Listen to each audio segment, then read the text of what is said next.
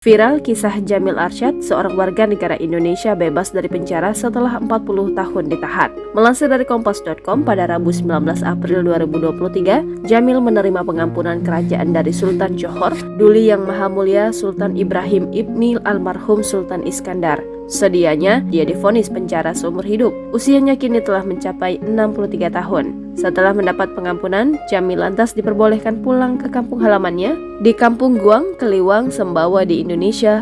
Kemungkinan yang dimaksud adalah Taliwang, Sumbawa Barat, Nusa Tenggara Barat pada Selasa 18 April 2023 pagi waktu setempat.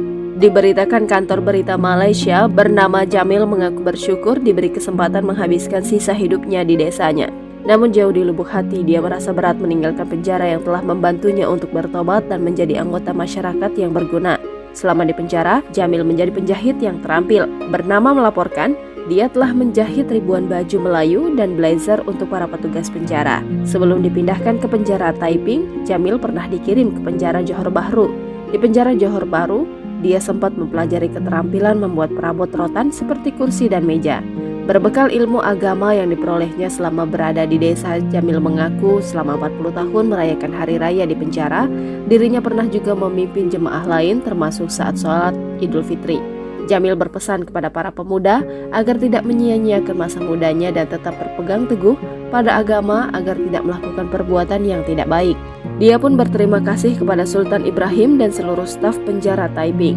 Direktur penjara Taiping SAC Nazri Muhammad mengatakan, Jamil dikirim ke penjara Johor Bahru pada Februari 1983 setelah dia dijatuhi hukuman penjara seumur hidup dan diberi 6 pukulan tongkat di bawah pasal 5 Undang-Undang Senjata Api 1971 Undang-Undang 37 oleh Pengadilan Sesi Johor Bahru. Jamil kemudian dipindahkan ke penjara Taiping pada tahun 1986 untuk menjalani hukumannya.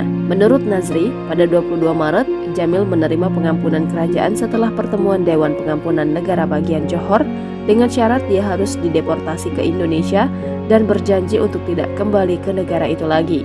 Nazri juga menggambarkan Pak Jamil, panggilan akrab Jamil, sebagai napi saleh yang rajin dalam segala hal yang digeluti. Menurut dia, Jamil juga disukai banyak napi lain.